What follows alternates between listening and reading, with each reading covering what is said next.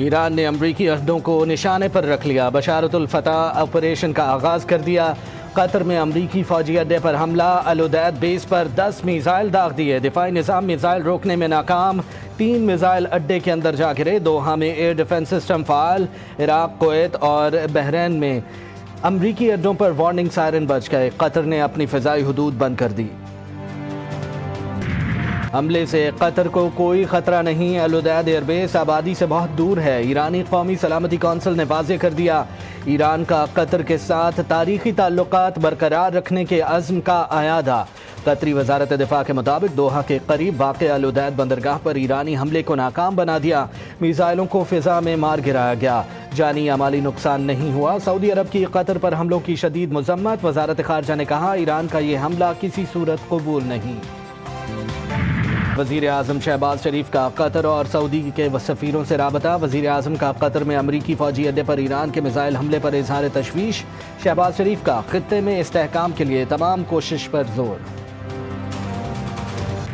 قطر میں امریکی اڈے پر ایران کا حملہ، امریکی صدر ڈونلڈ ٹرمپ کی زیر صدارت وائٹ ہاؤس میں اعلیٰ سطح اجلاس، حملے کے بعد کی صورتحال کا جائزہ، ٹرمپ انتظامیہ ایران کے جوابی حملے کی توقع کر رہی تھی، وائٹ ہاؤس حکام کا دعویٰ۔ جنگ ہم نے شروع نہیں کی، نہ ہی اس کی تلاش کی، اپنے خلاف جارحیت کو بغیر جواب کے نہیں جانے دیں گے۔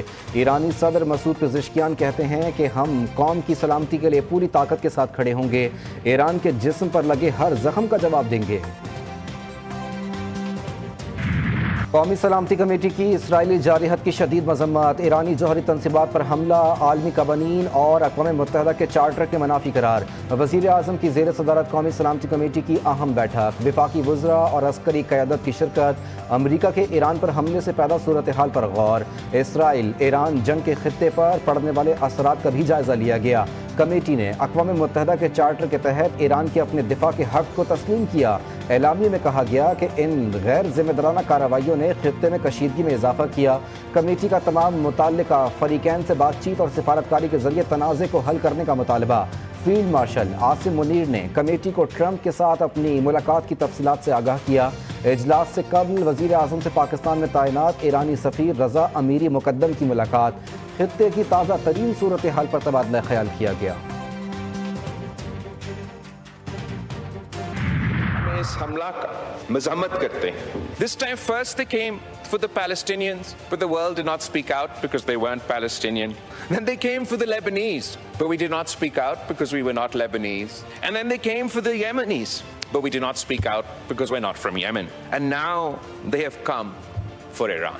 If we do not speak out, Mr. Speaker, there will be no one left when they come for us. اسرائیل نے فلسطین، یمن، لبنان اور اب ایران پر حملہ کیا۔ اگر ہم نے اب بھی کچھ نہ کہا تو اگلی باری ہماری ہوگی۔ بلاول بھٹو کا قومی اسمبلی میں خطاب، کہا جھوٹ کی بنیاد پر ایران پر حملہ کیا گیا، حملے کو عالمی قوانین کی خلاف ورزی قرار دیا۔ بولے اسرائیل کی رجیم کو روکنا ہوگا، ہمارے خطے میں ایک نیتن یاہو کی سستی کاپی موجود ہے، ہم نے سستی کاپی کو جنگ، سفارتکاری اور بیانیے کے میدان میں بھی ہروا دیا۔ پانی پر جنگ لڑنا پڑی تو اگلی جنگ بھی جیتیں گے۔ بھارت سنتاس معاہدے پر عمل کرے یا جنگ کے لیے تیار رہے۔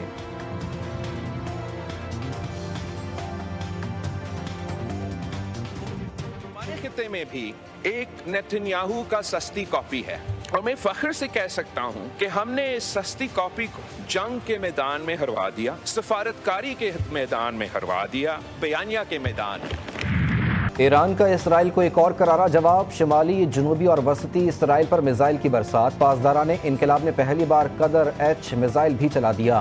تل ابیب، اشدود، حیفا اور ہرزیلا میں زوردار دھماکے، جنوبی اسرائیل میں پاور پلانٹ تباہ، بڑے علاقے کی بجلی معطل، اشدود شہر میں میزائل گرنے سے بڑے پیمانے پر تباہی، جنوبی اسرائیل میں اہم اسٹریٹجک تنصیب پر میزائل لگنے سے شدید نقصان، لگاتار میزائل حملے، سینکڑوں عمارتیں ملبے کا ڈھیر بن گئیں، تل ابیب اور حیفا غزہ کا منظر پیش کرنے لگے۔